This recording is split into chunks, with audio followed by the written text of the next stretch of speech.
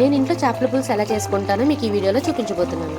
ముందుగా welcome to my channel Geetha Pradeep diaries. ఇప్పటి వరకు మీరు నా ఛానల్ ని సబ్స్క్రైబ్ చేసుకోకపోయి ఉంటే తప్పకుండా సబ్స్క్రైబ్ చేసుకోండి. మేము గోదావరి బట్ ఉంటుంది హైదరాబాద్ లో. ఇక్కడ మేము చేపలు చాలా తక్కువగా తెచ్చుకుంటాము. ఈ రోజు తెచ్చిన చేప 1 kg 8 పీసెస్ వచ్చాయి. ఆల్రెడీ నేను ఉప్పు, నిమ్మరసం, పసుపు వేసి క్లీన్ చేసి పెట్టుకున్నాను. పులుసుకు కావలసినవి 2 ఆనియన్స్, 5 పచ్చిమిర్చి, కొన్ని బెండకాయ ముక్కలు, కరివేపాకు, కొత్తిమీర. వీటితో పాటు మసాలాకి కావలసిన ఇంగ్రీడియంట్స్: ధనియాలు 2 టేబుల్ స్పూన్లు, జీలకర్ర 1 టేబుల్ స్పూన్, ఆవాలు 1/2 స్పూన్, 5 లవంగాలు, చిన్న దాల్చిన చెక్క, 2 యాలకులు, అలానే 1 spoon ginger garlic paste. First masala దినుసులన్నీ మిక్సీ జార్లోకి తీసుకొని మెత్తగా గ్రైండ్ చేసుకోవాలి. నెక్స్ట్ మసాలా పౌడర్ లో జింజర్ గార్లిక్ పేస్ట్, అలానే కట్ చేసుకున్న ఆనియన్స్ ని కూడా వేసుకొని మెత్తగా గ్రైండ్ చేసుకోవాలి.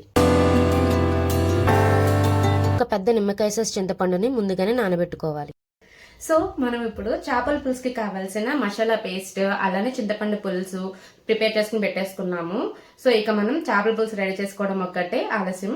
సో ఇంకెందుకు లేట్, స్టార్ట్ చేసేద్దామా. ముందుగా స్టవ్ ఆన్ చేసి ఒక పాత్ర పెట్టుకొని ఆయిల్ పోసి అది వేడెక్కాక కరివేపాకు, పచ్చిమిర్చి వేసి వేయించుకోవాలి.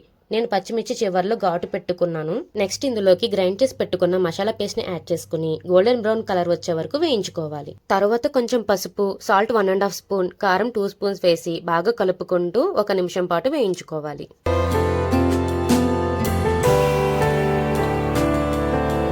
ఇప్పుడు ఇందులోకి చేప ముక్కలన్నీ యాడ్ చేసుకోవాలి. చేపల పులుసు వండుకునే పాత్ర కొంచెం వెడల్పుగా ఉంటే ముక్కలు కలిసిపోకుండా విడివిడిగా ఉంటాయి.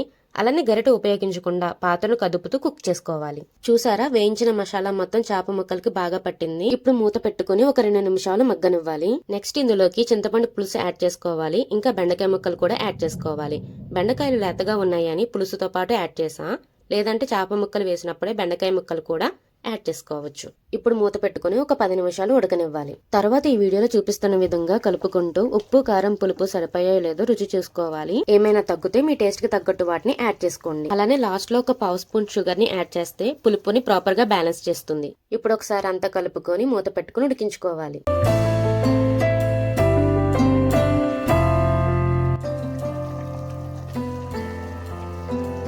ఫైనల్ గా కొత్తిమీర వేసుకుని స్టవ్ ఆఫ్ చేసేసుకోవడమే.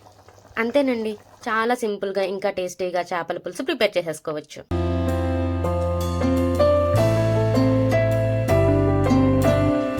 అన్నంలో వేడి వేడి చేపల పులుసు కలుపుకొని తినటం అంటే ఎంతమందికి ఇష్టం? అలానే చేపల పులుసు వండిన నెక్స్ట్ డే కి మరింత ఫ్లేవర్ఫుల్ గా ఉంటుంది కదా.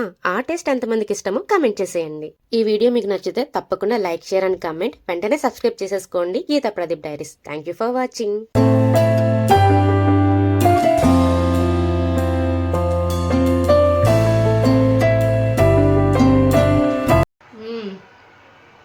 సూపర్, అదిరిపోయింది.